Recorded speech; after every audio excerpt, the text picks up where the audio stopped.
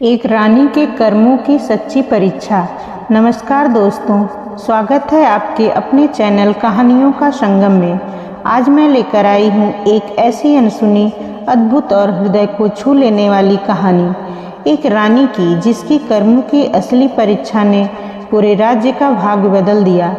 यह कहानी हमें सिखाती है कि सच्चाई, साहस और कर्तव्य किसी मुकुट या सिंहासन से बड़े होते हैं। चलिए शुरू करते हैं एक रानी के कर्मों की सच्ची परीक्षा। बहुत समय पहले उत्तर दिशा में पर्वतों से घिरा एक विशाल राज्य था, सुरगंधा, जहाँ के लोग अपने राजा धर्मकेतु और रानी प्राग्यवती को अत्यंत प्रेम करते थे, क्योंकि राज दंपति केवल शासन नहीं करते थे बल्कि अपने लोगों को परिवार समझते थे। रानी प्राग्यवती बचपन से ही साधारण परिवार की लड़की थी, मगर उसकी बुद्धि, करुणा और न्यायप्रियता देखकर राजा ने स्वयं उसे अपना जीवन साथी चुना था, जिसके कारण शुरुआत में कई मंत्री, सामंत और राजकुमारियां उससे ईर्ष्या करती थीं, क्योंकि उन्हें लगता था कि एक साधारण कन्या राज सिंहासन की शोभा कैसे बढ़ा सकती है। पर समय के साथ रानी ने जो किया वह आने वाले समय में पूरे राज्य के लिए मिसाल बन गया। राज्य में शांति थी, लोग खुशहाल थे, परंतु हर कहानी में एक मोड़ होता है, और सुरगंधा का मोड़ तब आया जब उत्तर पर्वतों के उस पार स्थित अंधक वन में कई अनहोनी घटनाएं शुरू हुई।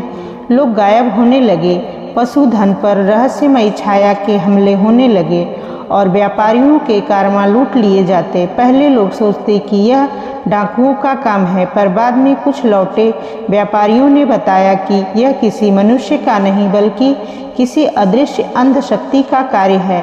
राजा धर्मकेतु चिंतित हुए और उन्होंने कई सैनिकों को जांच के लिए भेजा, पर वे भी लौटकर नहीं आए। धीरे धीरे राज्य में अफवाहें फैलने लगी कि अंधक वन में एक श्रापित शक्ति जाग गई है, जिसका सामना करना असंभव है। मंत्री और सेनापति राजा को सलाह देते कि और सैनिक भेजे, पर रानी प्राग्यवती ने कहा, केवल तलवारें नहीं, बुद्धि और करुणा भी युद्ध में हथियार होते हैं।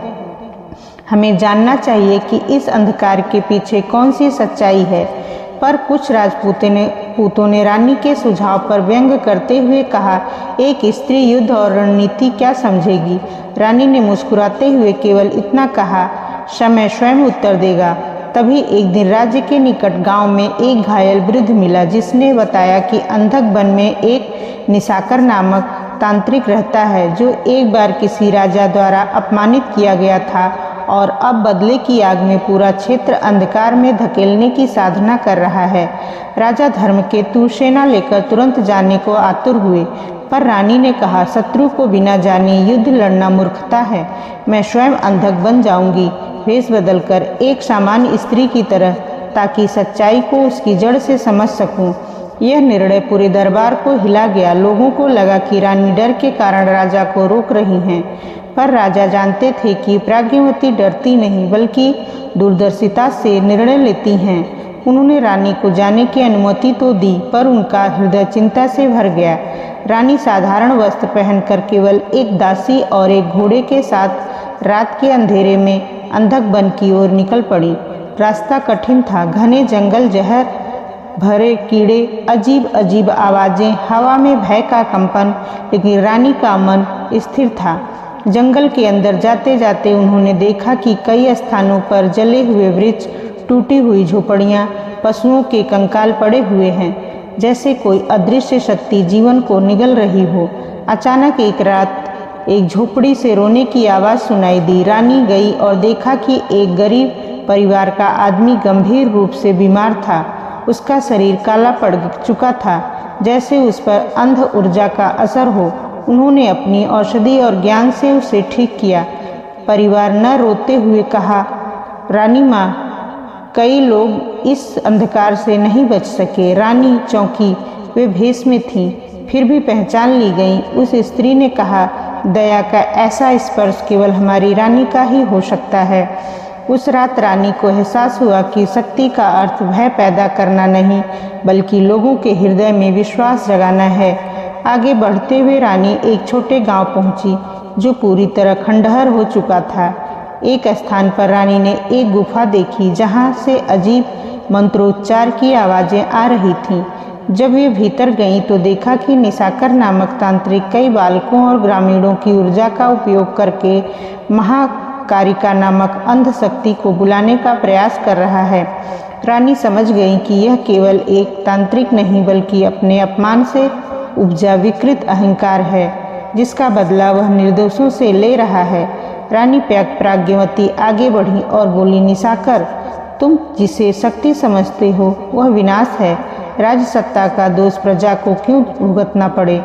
निशाकर व्यंग से हंसते हुए बोला, तुम जैसी स्त्री को क्या ज्ञान होगा शक्ति के बारे में? गद्दी, ताज, राज्य सब छल है। जब दुनिया तुम्हें अपमान देती है तो अंधकार ही सच्चा मित्र बनता है। रानी ने उत्तर दिया, जो शक्ति दूसरों को पीड़ा देकर बढ़ती है वह कभी स्थायी नहीं होती। यदि मैं तुम्हारा दुख समझूं, सुनूं, समझौते का मार्ग निकालूं तो? निशाकर कुछ पल चुप रहा। उसके चेहरे पर वर्षों का कष्ट झलक रहा था। उसने बताया कि पूर्व राजा ने उसे धोखे से अपमानित किया था। उसकी पत्नी और बच्चे उसी अपमान से उत्पन्न संघर्षों में मारे गए। वह बदले की आग में अंध साधना में चला गया। रानी को पहली बार एहसास हुआ कि दुष्टता हमेशा जन्म से नहीं होती, कभी कभी यह पीड़ा की उपज होती है।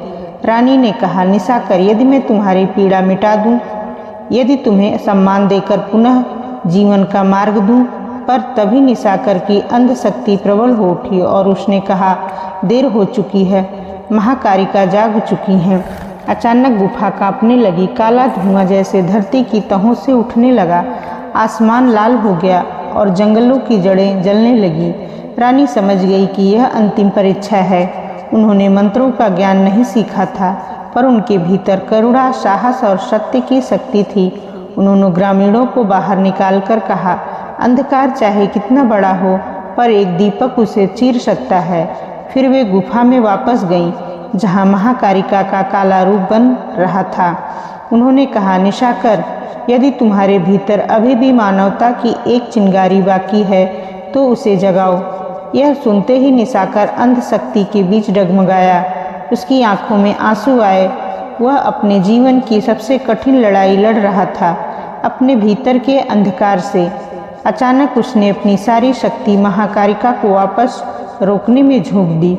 वह चिल्लाया, रानी, मैं इसे रोक सकता हूँ, पर इसके लिए मुझे अपना जीवन देना होगा। रानी ने कहा, जीवन से बड़ी क्षमा होती है, परिवर्तन होता है। तुम सही मार्ग चुनो, राज्य तुम्हें दंडित नहीं, सम्मानित करेगा।